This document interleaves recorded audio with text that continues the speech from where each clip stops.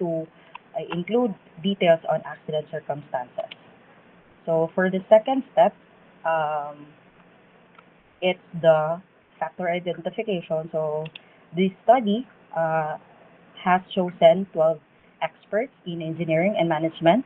They were interviewed through telephone to preliminary identify seven potential risk factor for urban falling objects due to data extraction limitations. 5 key factors were selected: falling object type, fall time, weather conditions, date, and road accessibility. So to further explore the characteristics of accidents variables that can be identified in documents and news reports are selected for study as seen in this table. Okay, this is actually an excerpt coming from the journal itself. For the third step, it's actually the data processing already. So what is in store for the data processing? There are unclear or imbalanced data that were removed and variables were categorized depending on its characteristics. So these resulted in 260 refined records. So this is just a summary of the sample size with 92 injury cases, which is roughly around 96%, 95.6% of the original data, ensuring balanced distribution for analysis. So for the next step of this study, it's model selection. So what is in store for us in the model selection? A binary logistic regression model was chosen to analyze the relationship between independent variables and as well as the dependent variables. So IBM SPSS, or the Statistical Package for Social Science 25 software, was used for calculations with the model expression as shown in your screen.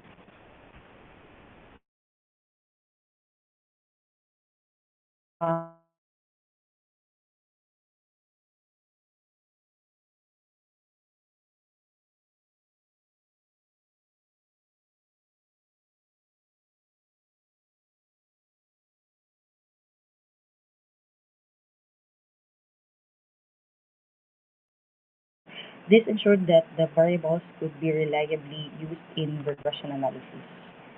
And lastly, for the last step of this journal, it's the regression analysis. So for the regression analysis, the binary logistic regression is performed, evaluating model significance, which is actually using chi-square, and fit, and as well as this. There were results that were enumerated, and it says that 95% confidence intervals were used in the study. And that's it for, I think that's it for the study, I guess. No? So, Motoshock Laganiha ang mga summaries. So, for the next journal, this is the next journal. And for the second journal, it's the automated quantification of construction workers' exposure to falling object hazards. So this study proposes an automated approach using BIM, artificial intelligence, and sensor technologies to identify, quantify, and address both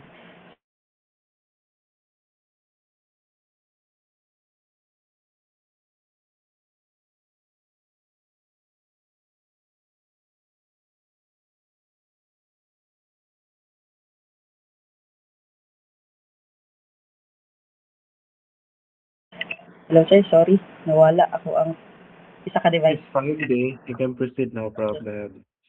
Okay. So as I was saying, this study proposes an automated approach using the BIM and AI and sensor technologies in order to identify, quantify, and address both semi-static and as well as the dynamic falling objects, enhancing safety planning, digital twins, and worker behavior through spatial temporal analysis. Okay. So for the first step in this methodology, in the study, it's the spatio-temporal representation. So the methodology starts by importing the IFC formatted BIM model and construction schedule to create 4D, 3D plus geometry plus time representation of the site. So this enables query as built, ongoing, and as planned elements to add specific analysis timestamps to build a spatial temporal view of the object. So for the second step, ito na lang ipakita rin. semi-static workspaces, and lastly is the semi-static drop spaces and semi-static hazards, and then dynamic drop spaces and hazard illustration. So muna naman ta dito sa semi-static workspaces. Actually, in semi-static workspaces are expected for recast element installation by dilating the top surfaces of ongoing building projects and intersecting them with the lower existing surfaces. This defines realistic areas where work crews stand and operate, so using algorithms to automate the process without manual zoning. So for the next step is the semi-static drop spaces. Item drop spaces are generated from active workspaces through recursive angle dilation downward, simulating cone-shaped fall paths while subtracting existing building elements. So the algorithm accounts for height differences and ensures the spaces propagate until the block or reaching the ground. So for the next step, semi-static, so struck by falling object hazard spaces are identified as well, so by looping them through item drop spaces and detecting overlaps with active workspaces from competing crews. This quantifies exposure in planned scenarios, allowing for schedule adjustments to reduce risk. And for dynamic drop spaces, dynamic item drop spaces are extracted using real-time sensor data from overhead equipments like cranes, applying angular dilation based on current load positions and heights. And the approach integrates trajectories to capture unplanned movements at higher temporal resolution than scheduled.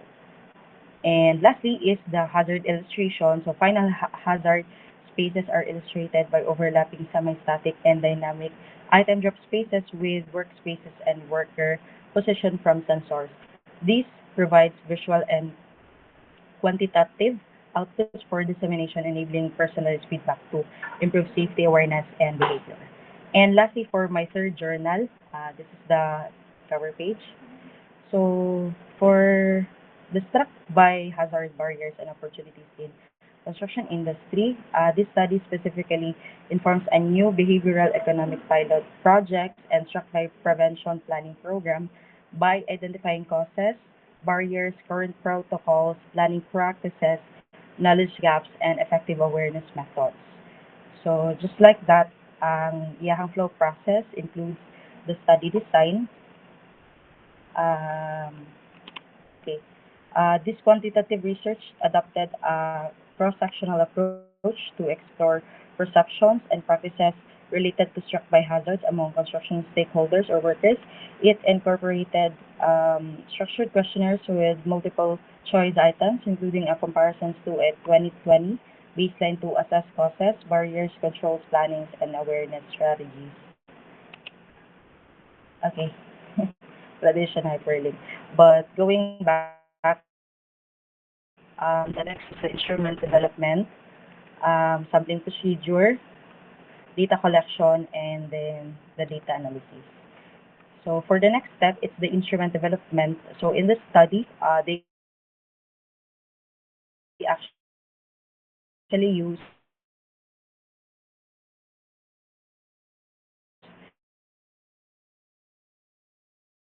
there was collaboratively designed and tested by expert group members and staff for validity and relevance. So hazard-specific sections were conditionally presented based on participant applicability to ensure targeted data capture.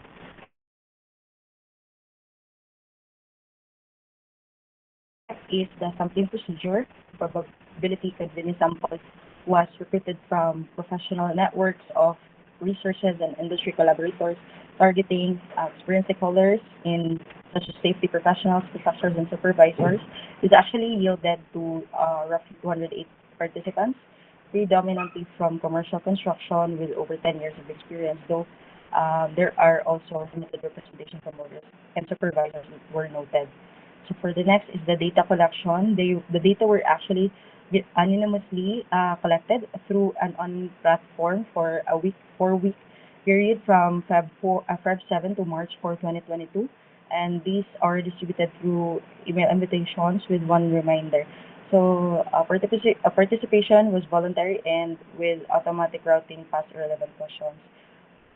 resulting in 170 complete responses out of 208 initiations.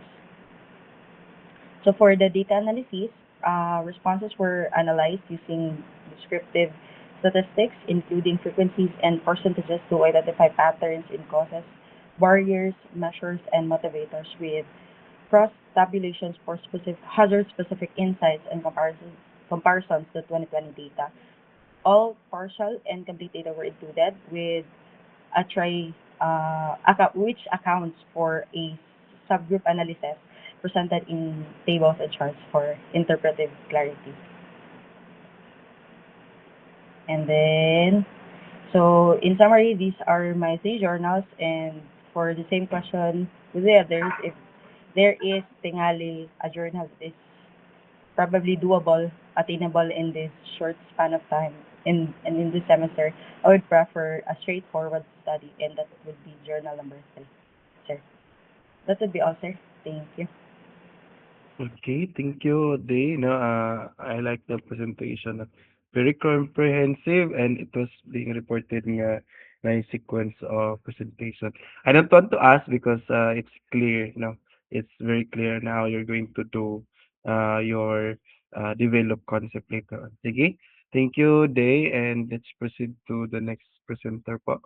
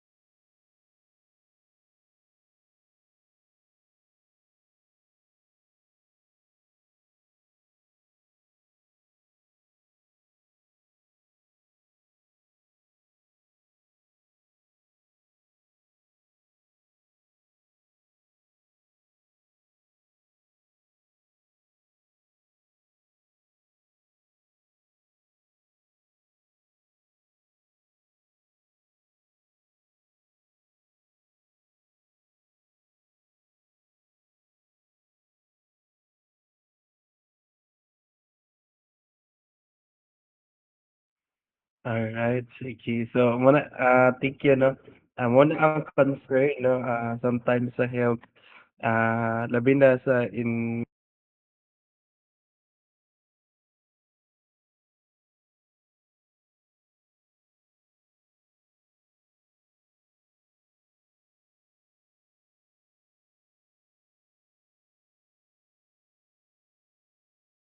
ay, sorry.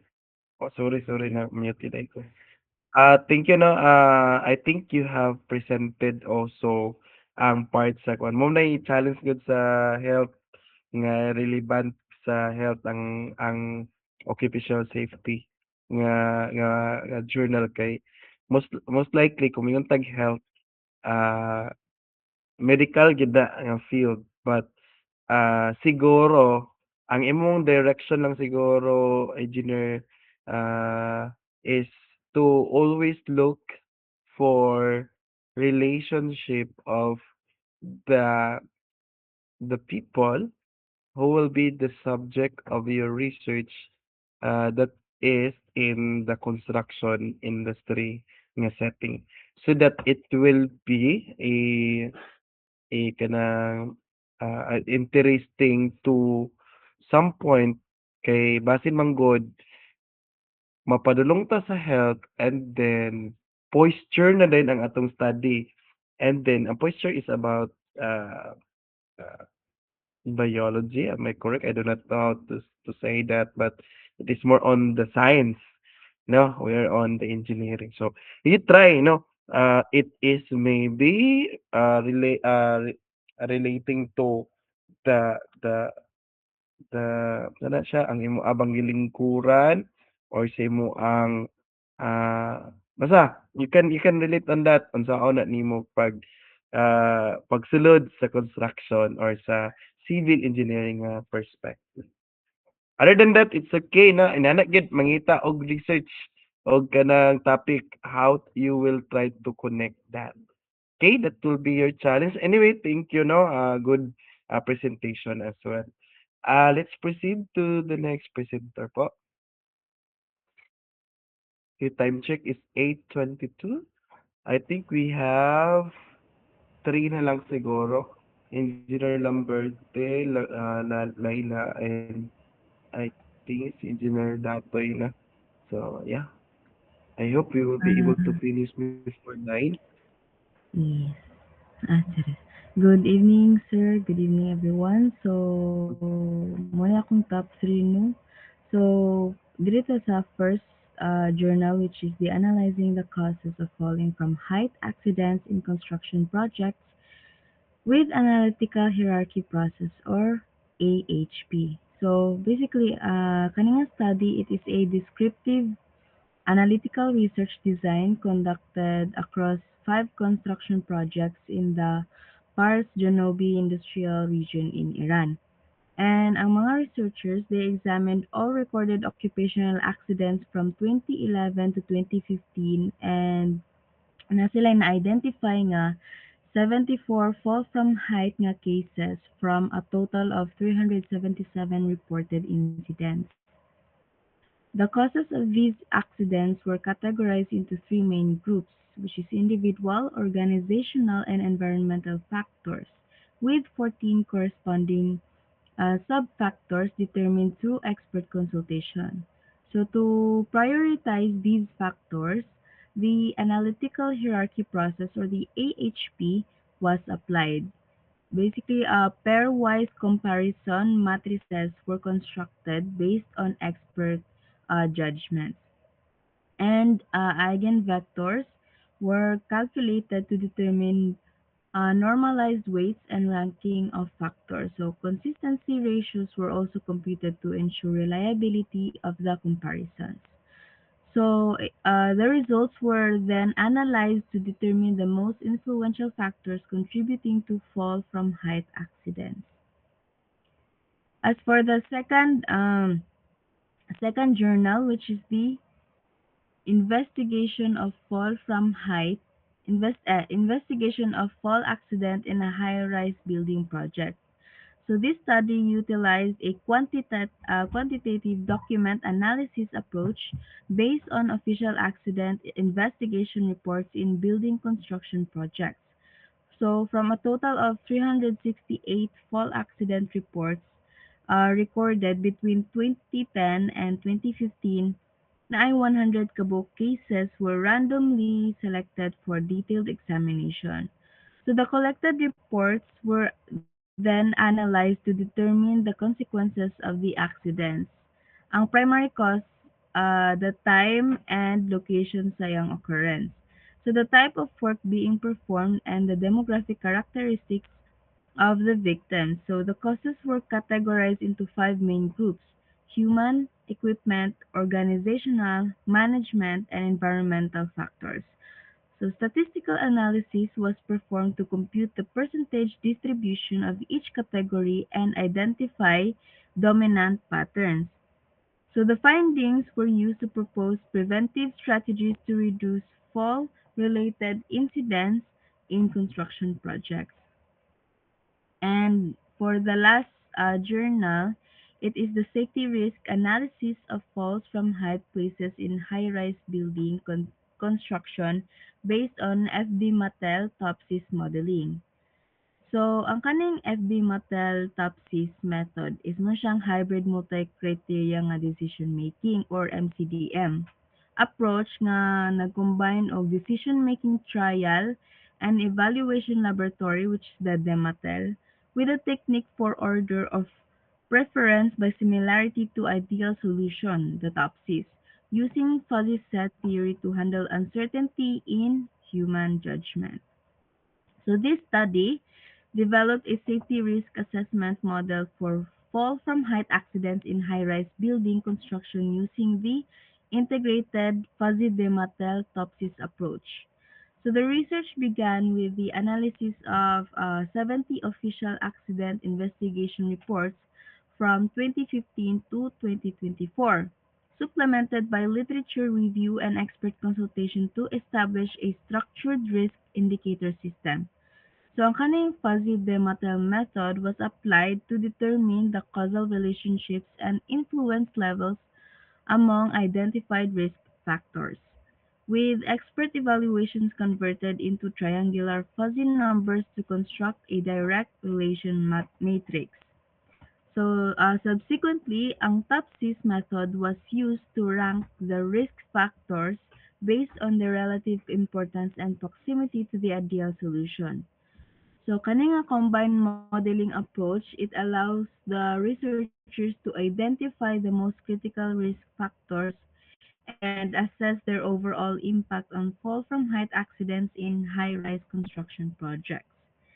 So for me, ang mas kuan sa ako is ang kaning second journal, which is the investigation of fall accident in a high-rise building. Kay it is based on real accident investigation records and which allows us this study to identify common causes, patterns, o ganang trends sa fall from height incidents sa construction projects, and it is also easier to implement for me. That would be all. Okay, thank you. So, kuha na lang siguro, no, you try to also, uh, try to, uh, how you're going to, kuha na. Ano bitang, you have to connect on your choosing topic kung unsay naa sa ila aron dili kaayo siya inana kalisod at as well as dili pod inana siya ka-copy. Oh, inana ang atong challenge. Well, anyway, that's good, no? Thank you for that, Engineer Micah. Very good reporting as well. Let's proceed to the next one. Uh, I think si either La Cuesta lang siguro and then that, right?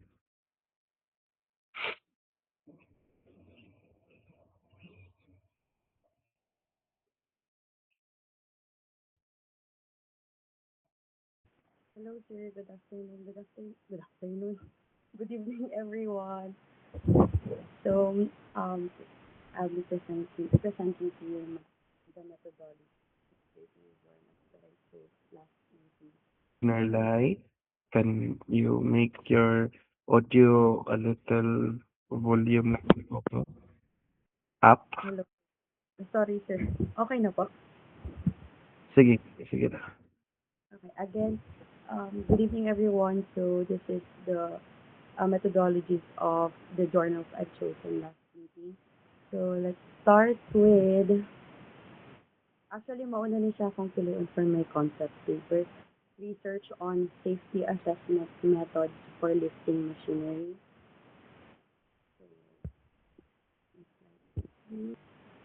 Dili na ako sa dugayin, guys. This is to establish a systematic safety assessment process for lifting machines that identifies safety risks, assesses their severity, and applies control measures to minimize risk to personal equipment and materials. So its scope applicable siya sa tower cranes, mobile cranes, hoist and winches, other load lifting equipment. I don't know how I'm sorry.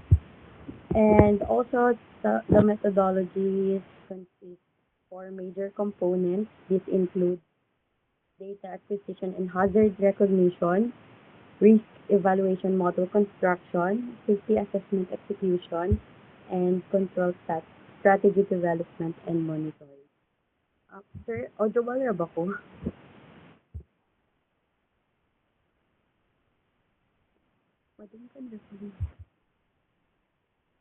Okay. So, dili na ako. Sit down.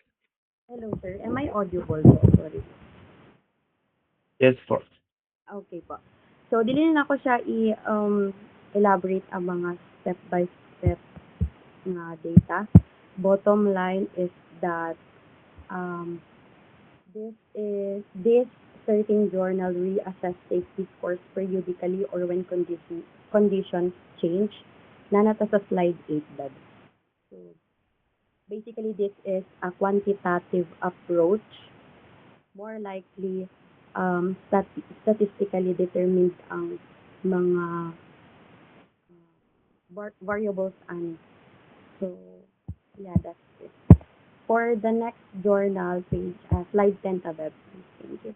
Hazard identification, risk assessment, and risk control for lifting operations. So this methodology applies to all lifting activities involving mobile cranes, tower cranes, overhead cranes, forklifts, chain blocks, and hoists, and mechanical lifting equipment applicable to all project sites and operational areas. So, naragay yung mga definition of terms, roles and responsibilities, as well as the step-by-step na process stage, starting from defining the scope, task breakdown, hazard identification, risk assessment, risk evaluation, risk control, communication, monitoring and review. So, napadiri ang table for risk classification, ang rating as well as risk control measures. Control measures shall follow the hierarchy of controls given sa table. So again, nara din hi ang breakdown sa iyahang methodology starting from implementation, monitoring and supervision, hierarchy shall be reviewed. So basically, kaning nga journal is mas gina-determine lang niya ang risk factor, risk variable, at the same time ang severity sa risk when it comes to material lifting. Lastly, we have here occupational safety and health in construction manual handling. So this applies to all construction activities involving manual material handling, including but not limited to lifting, carrying, pushing, pulling loads, repetitive handling tasks, working in open structures or confined spaces, as well as handling heavy or irregular loads. So for the methodological framework, this consists manual handling risk factor, inputs for the hazard identification, as well as the hierarchical hazard categorization. So basically, same goes with the second journal, more on risk determination siya. This also includes engineering controls and administrative controls, as well as control measures, including elimination and substitution, eliminating unnecessary manual lifting, as well as substituting mechanical aids. So, again, ang journal number 1 ako ang gamitin for my concept paper. So, I think that's the end of my presentation po. Thank you. Okay, sige. Um, medyo kuan gyapon ko sa review, ma'am, ha. Let's be careful about it. Okay. Uh, you're going to use a review of literature as your topic and then how it differs to the next developed topic. Kana lang, medyo challenging lang na nga part. Alright? Sige. Yes, sir. Thank you. Thank you, engineer.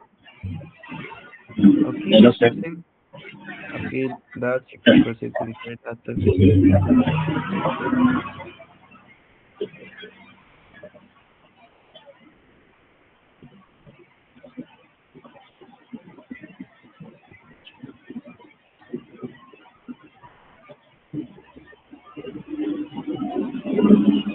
Okay.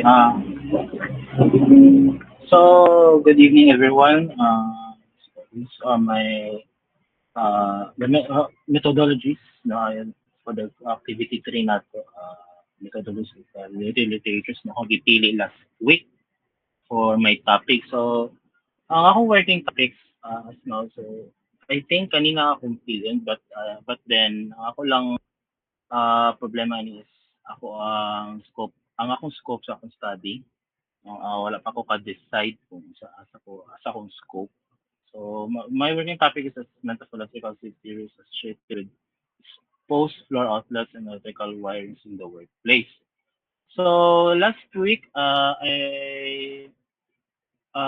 gipili na ako ning tulo, no? Tulo ka buok nga mga related literatures, no? Pwede makatabang sa ako ang topic na akong for my research. So first, invisible threats, no?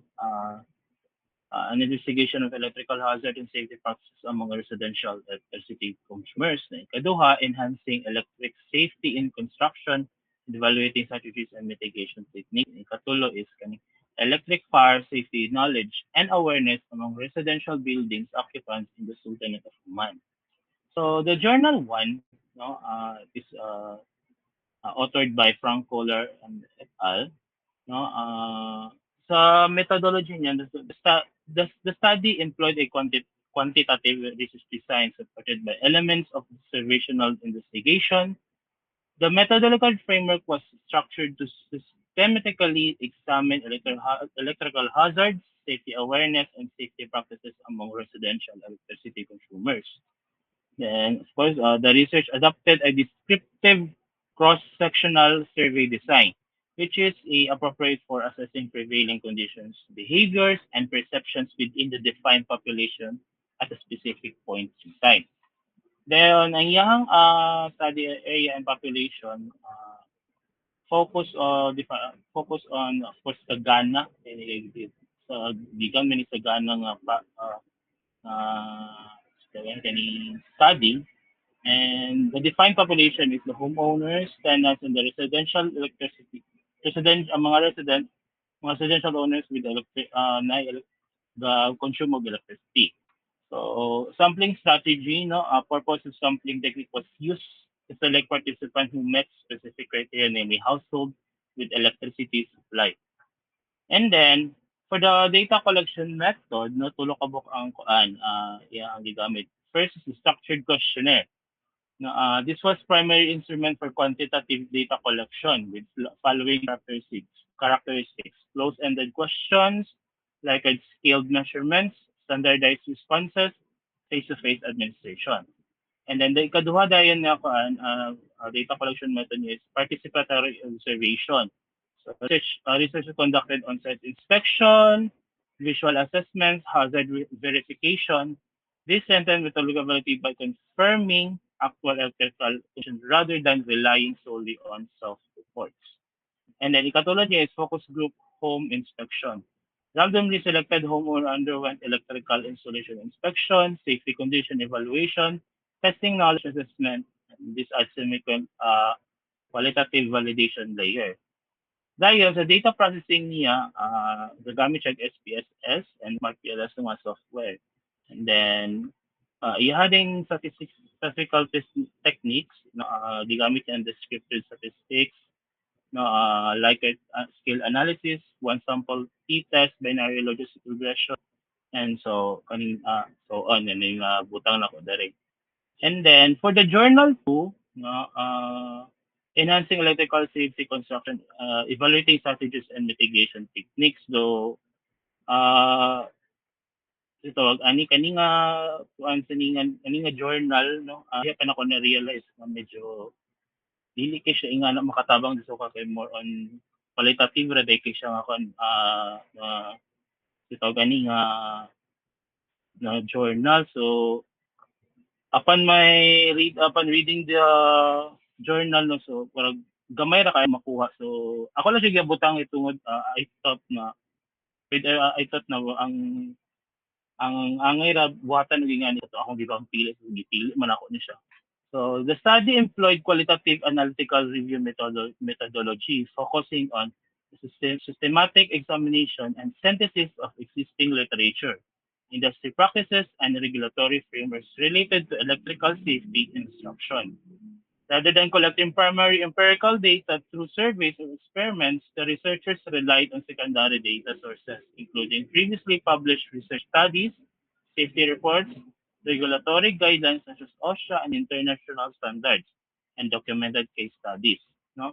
The methodological approach centered on conceptual analysis where electrical hazards, mitigation strategies, safety protocols, and performance evaluation methods were critically reviewed.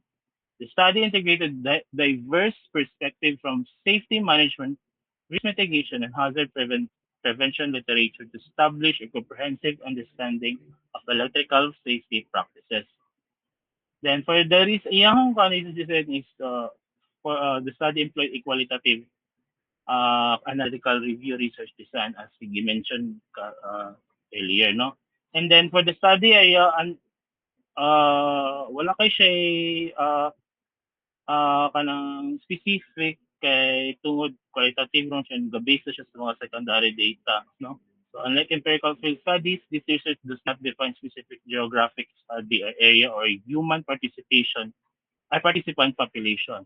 The population result consists of the published knowledge sources including academic research, industry safety standard, case study, and safety management reports. And then the sampling strategy is the study utilized purposive literature selection strategy where relevant publications and regulatory documents were selected based on their alignment with the research objective. Okay, data collection was conducted through secondary data acquisition. Mention na siya. No? And then data processing is the study adopted a conceptual analytical synthesis approach where extracted information was organized, compared, and interpreted. Dayon, for the data processing and analysis, the analysis focused on classification of electrical hazards, then evaluation of mitigation techniques, examination of regulatory frameworks, assessment of safety management strategies, and identification of performance metrics. And then kaning ikatpulo, no, the electrical fire safety knowledge and awareness among residential buildings, no, reference in Sultanate of Oman. So the research design of this study is it is a quantitative descriptive cross-sectional survey similar siya sa first na ko nga journal which is appropriate for assessing knowledge awareness and behavioral patterns at a single point in time. This design enabled the researchers to measure residents' understanding of electrical fire safety without manipulating variables. So the research was conducted in Sultanate of Oman, focusing on occupants of residential buildings. So, dako-dako yung scope because it is a one country good and hindi one. And then the target population consists of residential building occupants, electricity users, household residents. Then, the researchers applied a quantitative sampling determination approach based on statistical sampling size recommendations. The sample size was using the Credici and Morgan table. Then, final sampling size then nasa 973 correspondents. This large sample enhanced the statistical reliability and representativeness of the findings. Then ang primary data were collected using the structured self-administered questionnaire. So the question assesses fire safety awareness, knowledge of electrical fire causes, hazard perception, risk avoidance behavior. And then research instrument, the study utilized a validated survey instrument designed to quantify levels of knowledge and awareness, structured measurement constructs, Likert scale scoring system, knowledge classification categories. Ang data analysis niya, the gamit niya po siya SPSS, just like the previous, the journal one. Pero ang kailangan is gi-employ na siya as statistical techniques suitable for awareness and knowledge assessment. Then dayon sa in terms sa conclusion, in terms sa akong answer, pilion nga mas mo rely ko sa ako ang study para sa akong mo rely ko para i-apply na ko ang methodology is sa journal 3 because although ang journal 1 no okay man siya but then namugod siya mga specific na gipanggamit malabi ng mga software and kuan mga certain mga data processing is complicated para sa kuan. So po sa akong pag-compare ang journal 3 ang murag efficient para sa kuha kay di pa siya ginahanglan og mga dagan software compare sa journal number 1. So mara po sir. Alright, sige, thank you. No, I also choose number 3. I'm going to choose no. Ngayon, ang challenge lang is how you're going to make or develop something new out of those methodologies. All right. Okay. So I think we are all done. Thank you so much, Engineer Datoy, for a good reporting and presentation. So may I ask if are we done with the lecture that we had last time? Humana ba ta atong law sa Philippines yung setting na? Nakahumana ba tag-discuss adto? Kinsa ba'y makanumdum? Wala. Nakahumana ba ta?